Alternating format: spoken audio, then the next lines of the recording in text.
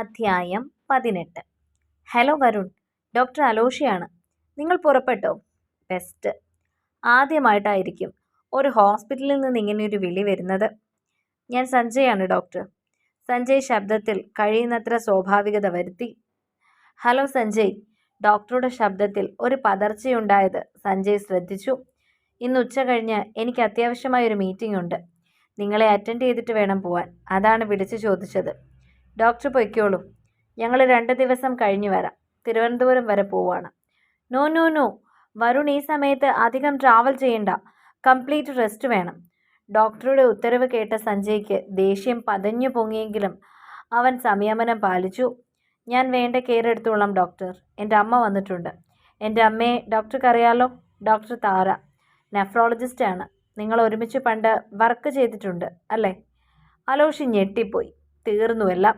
എല്ലാ കള്ളത്തരവും വെളിച്ചത്താകും. ഇതുമാത്രമല്ല, പിടിക്കപ്പെട്ടാൽ പുറത്തു വരിക. 100 കണക്കിന് അവയവദാനങ്ങൾ, മരണങ്ങൾ ഒക്കെ പുറത്തു വരും. താൻ ഉൾപ്പെടെ ജയിലിലാകും. Doctor, are you there? ഫോണിൻ്റെ മറ്റേ തലയ്ക്കൽ ശബ്ദമില്ലെന്ന് കണ്ട് അവൻ ചോദിച്ചു. ഫോൺ കട്ടായിരിക്കുന്നു. അവൻ ഫോൺ കട്ട് ചെയ്തു. അമ്മ സംശയിച്ചത് ശരിയാണ്. ഇതൊരു ട്രാപ്പായിരുന്നു. ഇതുപോലെ എത്ര പേര് കുടുങ്ങിയിട്ടുണ്ടാവും? അമ്മ വന്നില്ലായിരുന്നുവെങ്കിൽ ഒരുപക്ഷെ നിങ്ങൾ 2 പേരും അപകടത്തിൽ പെടുമായിരുന്നില്ലേ? ഗൗരി ഭീതിയോടെ ചോദിച്ചു. സഞ്ജയ് ഒന്ന് തലയാട്ടി. എൻ്റെ ഭഗവാനെ എന്നൊരു വിളി വിളിച്ചുപോയി ഗൗരി. അപ്പോൾ ഒരു കാര്യം ചെയ്യാം. നിങ്ങൾ തിരുവനന്തപുരത്തിന് വിട്ടോ? ഞാൻ ഡ്രൈവറെ വിളിച്ചു പറഞ്ഞിട്ടുണ്ട്. റെഡി ആയിക്കൂ. ഞാനൊന്ന് ഓഫീസിൽ ചെന്നിട്ട് പുറകെ വരാം. സസ്പെൻഷനില്ല. അവൻ അമ്മയെ ചമ്മിയൊന്ന് നോക്കി. സ്വാഭാവികം. താര ചിരിച്ചു. സോറി, എനിക്ക് അമ്മയോട് പറയാൻ ധൈര്യമില്ലായിരുന്നു. നീ പറയണ്ട. ന്യൂസ് ഞാൻ കണ്ടു, കേട്ടു.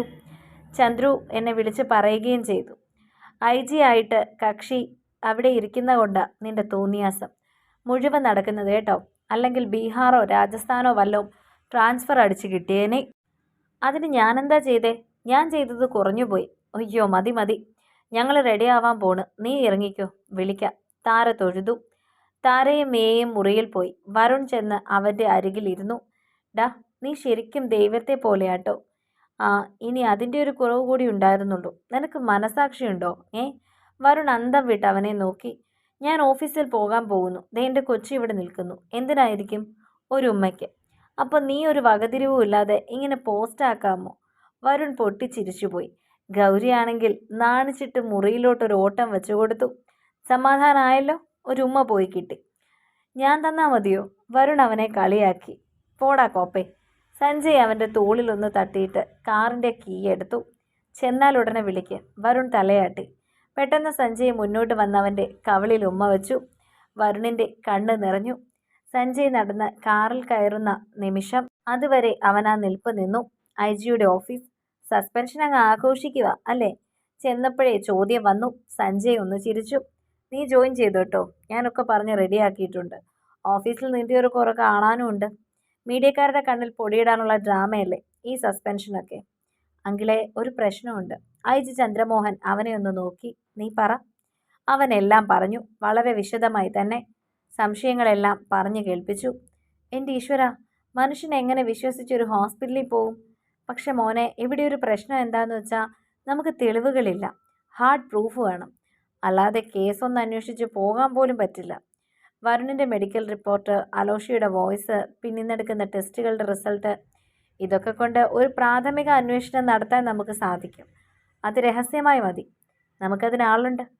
എന്നാൽ പിന്നെ നീ മുന്നോട്ട് വെക്കോ. ഞാൻ കൂടെയുണ്ട്. പിന്നെ ജോയിൻ ചെയ്യണം ഇന്ന് തന്നെ. അയ്യോ നാളെ ചെയ്യാം. അമ്മ വന്നിട്ടുണ്ട്. വിളിച്ചു പറഞ്ഞായിരുന്നു. നമുക്കിട്ട് പണിഞ്ഞു അല്ലേ? അമ്മ പറഞ്ഞു.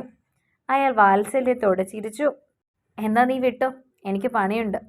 അവൻ അവിടെ നിന്ന് ഇറങ്ങുമ്പോൾ കണ്ണൂർ ജയിലിൽ നിന്നൊരു പോലീസ് ഓഫീസറുടെ കോള് വന്നു. സാറേ, ഞാനാ അനീഷ. എന്താ അനീഷേ? സാറേ, 15-ാം തീയതി ഇറങ്ങുമ്പോൾ വിവേക് ഒരു അറ്റാക്ക് ഉണ്ടാക്കാൻ സാധ്യതയുണ്ട്. അയാളെ കൊല്ലാൻ കൊട്ടേഷൻ കൊടുത്തിട്ടുണ്ട്. വാട്ട്? അവൻ ഞെട്ടിപ്പോയി. ഇന്നലെ ഇവിടെ കുറച്ച് പുതിയ ആൾക്കാർ വന്നിട്ടുണ്ട്. അവരെ ചോദ്യം ചെയ്തതിൽ നിന്ന് കിട്ടിയ വിവരമാണ്. ആർക്കാണ് കൊട്ടേഷൻ എന്ന് വ്യക്തമല്ല. പക്ഷെ കൊടുത്തിരിക്കുന്നത് മരിച്ച പെൺകുട്ടിയുടെ അച്ഛനും ആങ്ങളെയുമാണെന്ന് വ്യക്തം. സഞ്ജയ് ഒരു നിമിഷം നിശബ്ദനായി.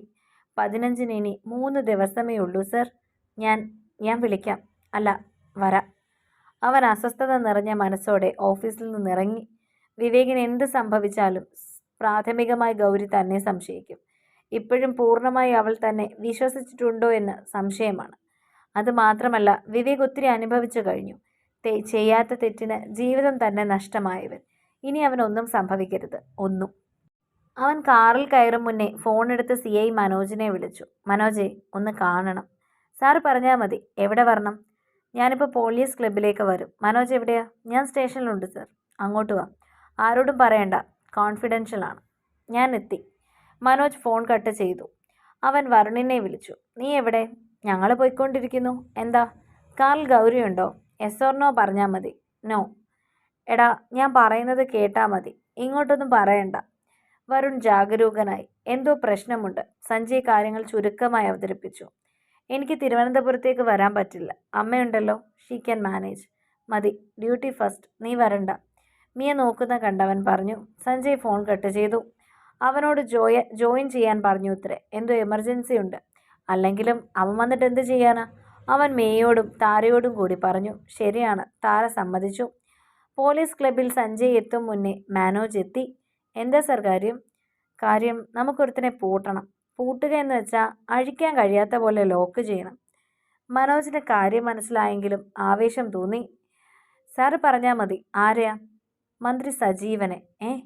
അതേടോ, മന്ത്രി സജീവൻ. അയാളുടെ മകൻ അനൂപ്. രണ്ടുപേരെയും ട്രാപ്പ് ചെയ്യണം. അതിനി എന്ത് വളഞ്ഞ വഴിയെ പോയാലും കുഴപ്പമില്ല. സാർ, അയാൾ മന്ത്രിയല്ലേ സർ? എത്ര മന്ത്രിമാർ പെണ്ണ് കേസിൽ രാജിവെച്ചിരിക്കുന്നു മനോജെ? മനോജ് ചിരിച്ചു.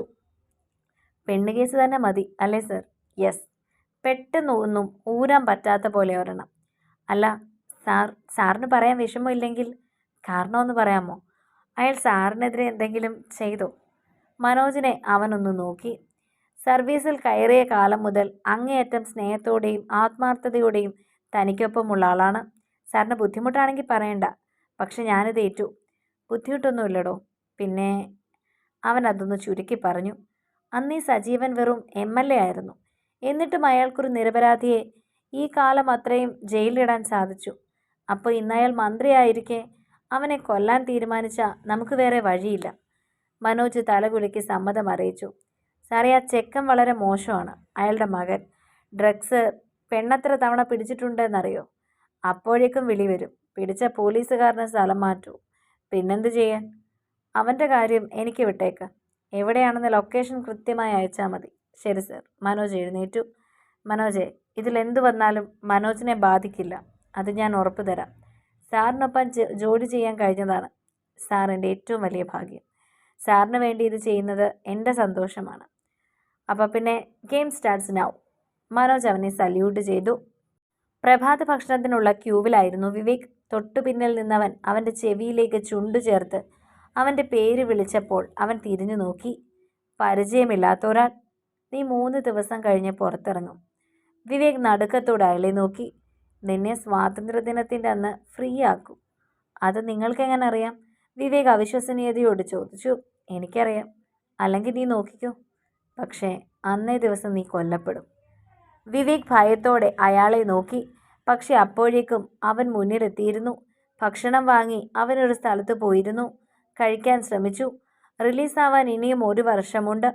തനിക്ക് വേണ്ടി പറയാൻ ആരുമില്ല. അയാൾ വെറുതെ പറഞ്ഞതാകും, അല്ലെങ്കിൽ അയാൾ കാള് തെറ്റിയിട്ടുണ്ടാകും. അങ്ങനെ ചിന്തിച്ച് വെറുതെ ഭക്ഷണത്തിൽ വിരലിട്ടിളക്കിയിരുന്നപ്പോൾ അയാൾ വീണ്ടും അരികിൽ വന്നു. അന്ന് ഇവിടെ നിന്നിറങ്ങിയ നിന്നെ കൊല്ലാനുള്ള ആൾക്കാർ ജയിലിന് പുറത്ത് കാത്തു നിൽപ്പുണ്ട് എന്നോർത്തിറങ്ങുക. നിന്നെക്കുറിച്ച് ഞാനിവിടെ അന്വേഷിച്ചു. എല്ലാവർക്കും നല്ല അഭിപ്രായമാണല്ലോ. ഇനി ഒന്നിലും ചെന്ന് പെടരുത്. വിവേക് ദൈന്യതയോടെ അയാളെ നോക്കി. ഡോക്ടറായിരുന്നല്ലേ? അവൻ നിറഞ്ഞ കണ്ണുകൾ താഴ്ത്തി. ഇവിടെ നിന്നിറങ്ങിയ നേരെ കോയമ്പത്തൂർ പോവുക. എന്നെ വിശ്വാസമുണ്ടെങ്കിൽ ഞാനൊരു അഡ്രസ്സ് തരാം. അവർ നിങ്ങളെ സഹായിക്കും. അവിടെ നിന്ന് മുംബൈക്കോ ഡൽഹിക്കോ പോയിക്കോ. പോയി രക്ഷപ്പെട്ട് ജീവിക്കാൻ നോക്ക്. ഇത്രയൊക്കെ എന്നെക്കുറിച്ച് അറിയാമെങ്കിൽ എന്നെ ആരാണ് കൊല്ലുന്നതെന്നും അറിയാമായിരിക്കുമല്ലോ. അത് പറ. നിങ്ങളിവിടെ വരാൻ എന്തായിരുന്നു കാരണം? അതുമായി ബന്ധമുള്ളവർ തന്നെ, അയാൾ മെല്ലെ പറഞ്ഞു. വിവേക് സഞ്ജയ് പറഞ്ഞതോർത്തു. സഞ്ജയുടെ പകയോർത്തു. അവനായിരിക്കുമോ? മതി, സെല്ലിലോട്ട് പോയിക്കോ രണ്ടാളും. പോലീസ് വന്ന് പറഞ്ഞപ്പോൾ ഭക്ഷണം വേഗത്തിൽ കഴിച്ച് തീർത്തവൻ എഴുന്നേറ്റു. എടാ രാജേഷേ, നീ എന്താ അവനോട് പോയി പറഞ്ഞത്? വിവേകിൻ്റെ അരികിൽ നിന്ന് വന്ന രാജേഷിനോട് മാത്യു ചോദിച്ചു. ആ ചെക്കൻ പാവം രക്ഷപ്പെട്ടു പോട്ടെ, രാജേഷ് പറഞ്ഞു. നമ്മളീ വിവരം പറഞ്ഞെന്ന് സജീവൻ സാർ അറിഞ്ഞാൽ പിന്നെ നമ്മളില്ല കേട്ടോ. ഓ പിന്നെ അങ്ങേര് ജയിലിൽ വന്ന് എന്നെ എന്നാ ചെയ്യുമെന്നാ. ഞാനിത് അനീഷ് സാറിനോടും പറഞ്ഞിട്ടുണ്ട്. ആ ചെറുക്കൻ രക്ഷപ്പെട്ടു പോട്ടെ. മാത്യു പിന്നെ കൂടുതലൊന്നും പറഞ്ഞില്ല. അവരുടെ കൂട്ടത്തിലുള്ളവർ തന്നെയാണ് പുറത്ത് വിവേകിനെ കാത്തിരിക്കുന്നത്. പക്ഷേ ഇവിടെ വന്ന് വിവേകിനെക്കുറിച്ച് എല്ലാം അറിഞ്ഞപ്പോൾ തുടങ്ങിയതാണ് രാജേഷിന് സഹതാപം. ഒരു തരത്തിൽ ഒരു കുറ്റത്തിന് ഒരു ശിക്ഷ പോരെ. രാജേഷ് പറഞ്ഞതുപോലെ അവൻ രക്ഷപ്പെടട്ടെ. അനൂപ് ഹോട്ടൽ സ്കൈലാൻസിന് 310 നമ്പർ മുറിയിലായിരുന്നു. പുതിയ സ്റ്റാഫ് ഒരെണ്ണം വന്നെന്ന് ഹോട്ടലുകാർ നേരിട്ട് വിളിച്ച് പറഞ്ഞതനുസരിച്ച് വന്നതായിരുന്നു അവനും സംഘവും. സ്റ്റാഫ് രുചിച്ചു തുടങ്ങിയിട്ടേ ഉണ്ടായിരുന്നുള്ളൂ. കോളിംഗ് ബെൽ അടിച്ചു. അവളായിരിക്കും, നമ്മുടെ സൽമ വരാമെന്ന് പറഞ്ഞിട്ടുണ്ടായിരുന്നു, പോയി തുറന്നു കൊടുക്കുക. അനൂപ് ഒരു വഷളൻ ചിരിയോടെ പറഞ്ഞു. വാതിൽ തുറന്നവൻ മുന്നിൽ വന്ന് വിറയ്ക്കുന്നത് കണ്ട് അനൂപ് പൊട്ടിച്ചിരിച്ചു. എന്തടാ, തലയ്ക്ക് പിടിച്ചോ? അയാൾ ഭീതിയോടെ വാതിൽക്കൽ നിൽക്കുന്ന ആളിലേക്ക് കൈ ചൂണ്ടി. പോലീസ് യൂണിഫോമിൽ സഞ്ജയ്. ആഹാ, ACP നേരിട്ടിറങ്ങിയോ വേട്ടയ്ക്ക്? താൻ സമയം മെനക്കെടുത്താതെ പോയേ, അവൻ പുച്ഛത്തോടെ പറഞ്ഞു. സഞ്ജയ് കൂടെയുള്ളവരെ അകത്തോട്ട് വിളിച്ചു. ഒരു സംഘം പോലീസുകാർ മാത്രമല്ല, കേരളത്തിലെ ഏറ്റവും പ്രധാനപ്പെട്ട എല്ലാ ചാനലുകളുടെയും പ്രവർത്തകരും അകത്തേക്ക് വന്നു. അപ്പം എങ്ങനാ, പോവല്ലേ? സഞ്ജയ് ചോദിച്ചു. അവൻ ചുറ്റും നോക്കി. പെട്ടു. അവനെ നിമിഷം കൊണ്ട് വിയർത്തു കുളിച്ചു. അബദ്ധമൊന്നും കാണിക്കരുത്, ലൈവ് പോയിക്കൊണ്ടിരിക്കുക, സഞ്ജയ് കുനിഞ്ഞ് അവൻ്റെ കാതിൽ പറഞ്ഞു. സജീവൻ സാറേ, TV വയ്ക്ക്. പേഴ്സണൽ സെക്രട്ടറി റിയാസ് വാതിലിടിച്ചപ്പോൾ സജീവൻ തൻ്റെ നെഞ്ചിൽ കിടന്ന മഹേശ്വരിയെ മാറ്റി എഴുന്നേറ്റ് മുണ്ട് വാരിയുടുത്തു. പിന്നെ അവളെ ഒന്ന് നോക്കി. ആ വാതിലടച്ചേക്ക്, ഇപ്പോൾ വരാം. അവൾ തലയാട്ടി. പുറത്തേക്ക് വന്ന അയാളുടെ മുന്നിൽ TV-യിൽ 10 കിലോ MDMA-യുമായി മന്ത്രിപുത്രൻ അറസ്റ്റിൽ. എല്ലാ ചാനലിൻ്റെയും ഹെഡ്ലൈൻ അതായിരുന്നു. അയാൾ നെഞ്ചിൽ കൈവച്ചു. സെറ്റിയിലേക്ക് വീണു. എൻ്റെ ഈശ്വര, നീ IG ചന്ദ്രമോഹനെ ഒന്ന് ലൈനിൽ തന്നെ, അയാൾ പേഴ്സണൽ സെക്രട്ടറിയോട് പറഞ്ഞു. സർ, കണക്റ്റ് ആയിട്ടുണ്ട്. അയാൾ ഫോൺ നീട്ടി. എന്തോന്നടോ ഇതൊക്കെ? ആരാടോ ഇത് പ്ലാൻ ചെയ്തത്? അവനിനി സർവീസിൽ ഉണ്ടാകില്ലെന്ന് പറഞ്ഞേക്ക്. IG ഒരക്ഷരവും പറയാതെ ഫോൺ കട്ട് ചെയ്ത് ഓഫ് ചെയ്ത് കളഞ്ഞു. സാറേ, നമ്മുടെ ബെഡ്റൂമിലിരിക്കുന്ന അവളെ പറഞ്ഞു വിട്ടേക്കട്ടെ. ആരെങ്കിലും അറിഞ്ഞു കേട്ട് ഇങ്ങോട്ട് വന്നാൽ പിന്നെ ഇതും കൂടി പ്രശ്നമാകും. അവളോട് പോകാൻ പറയട്ടെ. എങ്ങോട്ടെങ്കിലും പോകാൻ പറയടോ. അയാൾ തലയ്ക്ക് കൈ കൊടുത്തു. പേഴ്സണൽ സെക്രട്ടറി ബെഡ്റൂമിൽ ചെന്നു. നീ പൊയ്ക്കോ, സാറിന് ഭയങ്കര ടെൻഷനുള്ള ദിവസമായിരുന്നു. ഇന്നാ പൈസ. കാശും വാങ്ങി അവർ എഴുന്നേറ്റു. എന്നാ പിന്നെ ഇനി എന്നാന്ന് ഒന്ന് നേരത്തെ പറഞ്ഞേക്കണേ സാറേ. നീ ഒന്ന് വേഗം പോ എൻ്റെ മഹേശ്വരി, റിയാസ് വാതിൽക്കലേക്ക് നോക്കി പറഞ്ഞു. അവൾ പോയി കഴിഞ്ഞപ്പോഴാണ് അയാളുടെ ശ്വാസം നേരെ വീണത്. മൊബൈലുകൾ ശബ്ദിച്ചു തുടങ്ങി. സാറേ, CM. അയാൾ ഫോൺ സജീവൻ്റെ നേരെ നീട്ടി. സജീവൻ്റെ കൈകൾ വിറച്ചു. ഹലോ, എന്താടോ ഇതൊക്കെ? തന്നോടും മോനോടും ഞാൻ 100 വട്ടം പറഞ്ഞിട്ടുണ്ട്, ഇലക്ഷൻ ഇനി കുറച്ച് ദിവസങ്ങളേ ഉള്ളൂ, ഒന്നിലും പോയി തല വെച്ച് കൊടുക്കരുതെന്ന്. ഇനിയിപ്പോൾ എന്തെങ്കിലും പറയാനുണ്ടോ? സാർ, ഇതെന്തോ ഒരു ട്രാപ്പാണ് സാർ. അവനൊരു പാർട്ടിക്ക് പോയതാ, അവനെ ചതിച്ചതാ. ഒന്നുകിൽ 24 മണിക്കൂറിനകം പരിഹാരം, അല്ലെങ്കിൽ രാജി. 24 മണിക്കൂർ കൊണ്ട് തൻ്റെ കയ്യിൽ കേസ് തേച്ചു മാച്ച് കളയാൻ പറയടോ. പിടിച്ചത് MDMA അല്ലെന്ന് തെളിയണം. ഞാൻ ശ്രമിക്കാം സർ. CM ഫോൺ വെച്ചു. രാജി മാത്രമല്ല, അവൻ ജാമ്യം കിട്ടാതെ അകത്ത് കിടക്കും.